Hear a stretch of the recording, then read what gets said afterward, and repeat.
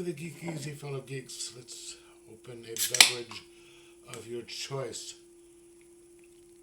Because today, I am just going to be doing kind of I don't know if I want to say it's an informal list, but it's the stuff that came to mind for the best books of the year.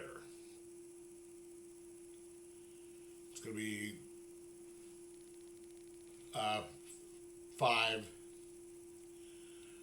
for the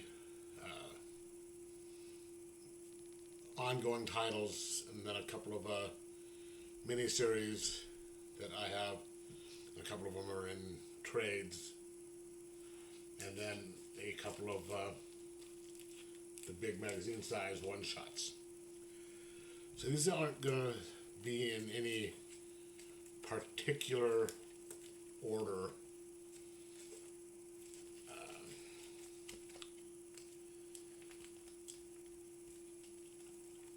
Except they are in the top 5-ish.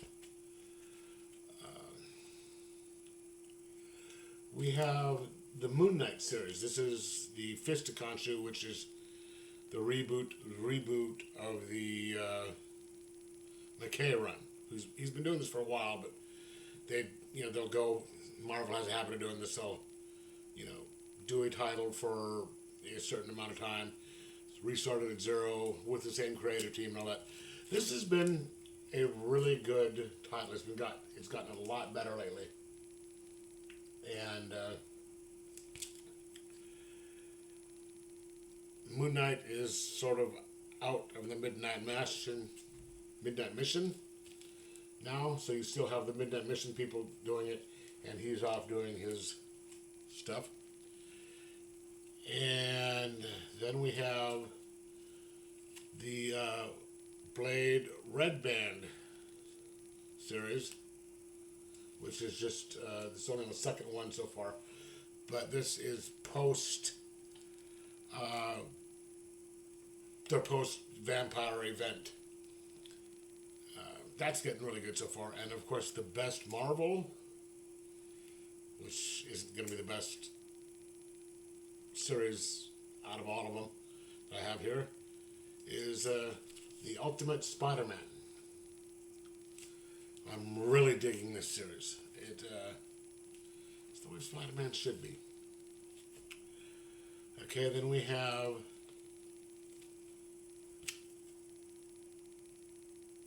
Batman and Robin. It's written by Johnson. This is very well done. You have Batman and Robin working together. They're sort of a family dynamic. You have Robin going to school, trying to deal with stuff going on at school, and balancing his life with, crime fighting with his old man. You got,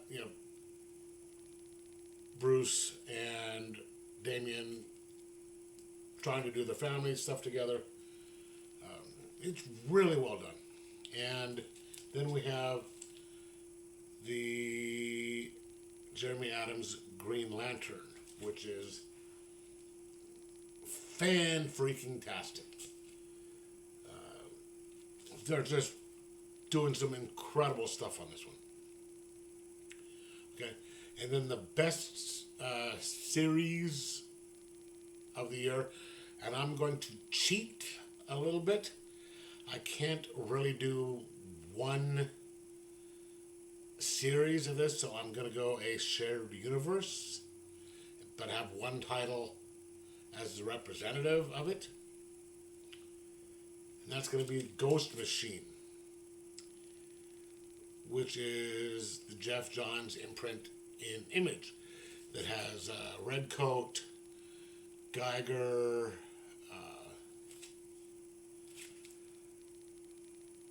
Exodus, and Hyde Street. There's a couple more just came out recently. I haven't read those yet, but this is an incredible set of books, especially Hyde Street. There's only been 2 of them, but this, I think, is the best so far out of all of that. All right. So those are the top top series so far of the year. I just absolutely love them, especially High Street. Okay, and then one of the best miniseries, I'm going to go, one of them, is Count Crowley Mediocre Midnight Monster Hunter. This is about the third or fourth series of this, because what a lot of these things are doing, especially Dark Horse and a lot of the independents are doing, they will have 4, 6, 8 issues for a story, then they'll stop. They'll do another story, and it's not like Marvel where they're just trying to do, they'll just do a certain number of issues, stop it, and then restart it for absolutely no reason.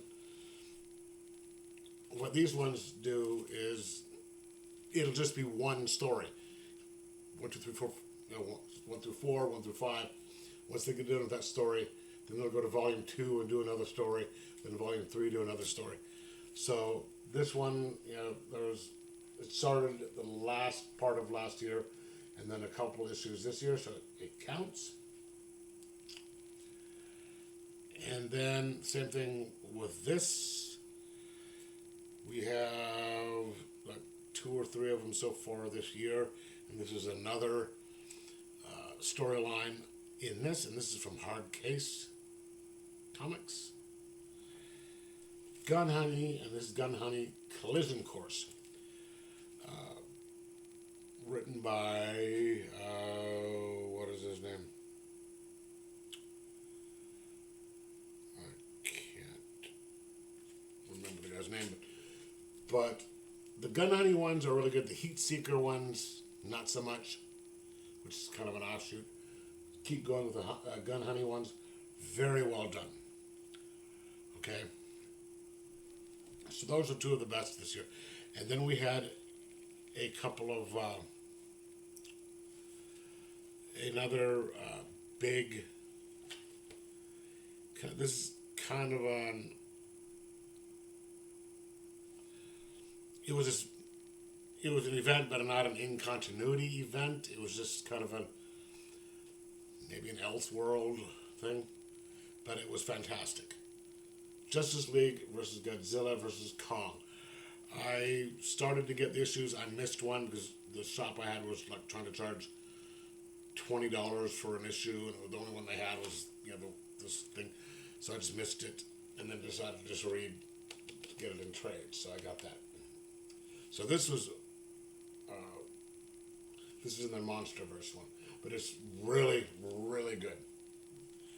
And then probably the best Elseworld, obviously if it's something Elseworld, you know what company it is, book I read this year is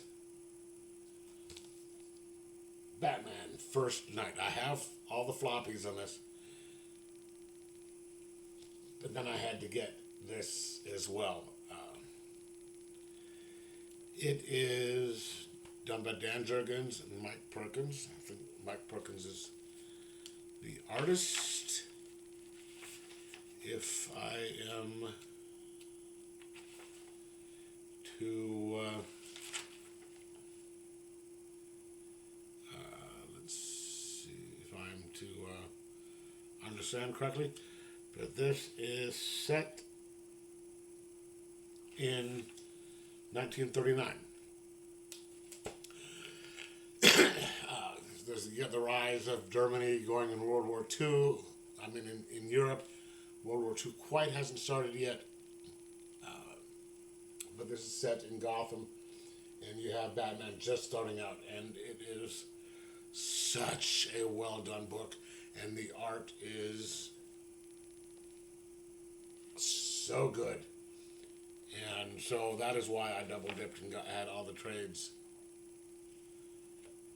I mean, all the floppies, and then got the hardback trade because it was worth it. Okay. So that was the best stuff of the year. nothing for like the top ongoing series, some of the best miniseries. Okay, then I have a couple of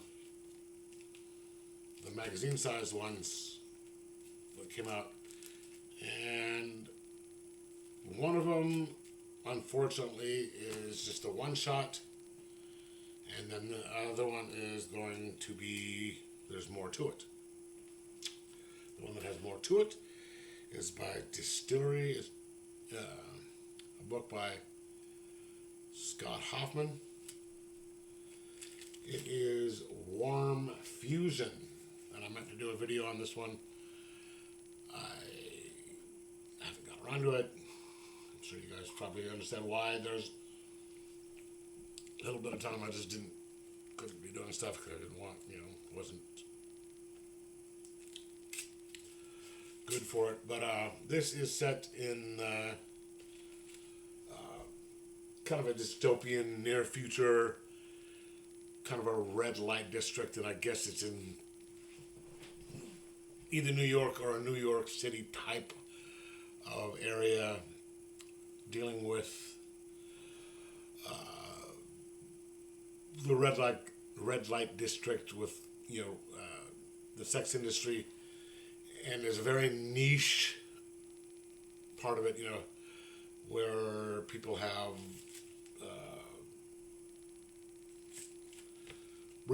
limb replacements and stuff like that, and guys can go on and hire them for that stuff, and they're being killed. And so you've got a guy, you've got a cop trying to investigate the murders. There's three sides to the story. You got the cop trying to investigate the murder, a couple of the girls who were involved with in the industry trying to do it, and then you've got this company that's working on improving the stuff, and all the stories really intertwined. Really kind of good. Weird. It's not for everybody, but it's really weird. And then a book that just came out, and it is a one shot, and hopefully it will become a series, or maybe just do a more than one. It is called Freddy the Fix. It is an Image. It is in the Ninth Circle imprint. It's by Garth Ennis. Ennis. Just this really twisted, if you know Garth Ennis, and this is prime Garth Ennis, where you get some really weird stuff going on, and he just has some fun with it, and it has monsters. It's kind of a murder investigation set in a world where there are vampires, werewolves, mermaids, the boogeyman,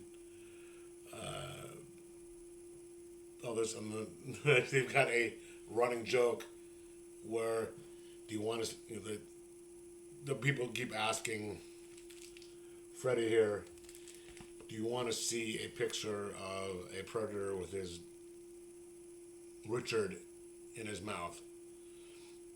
And he's like, yeah, I've seen it.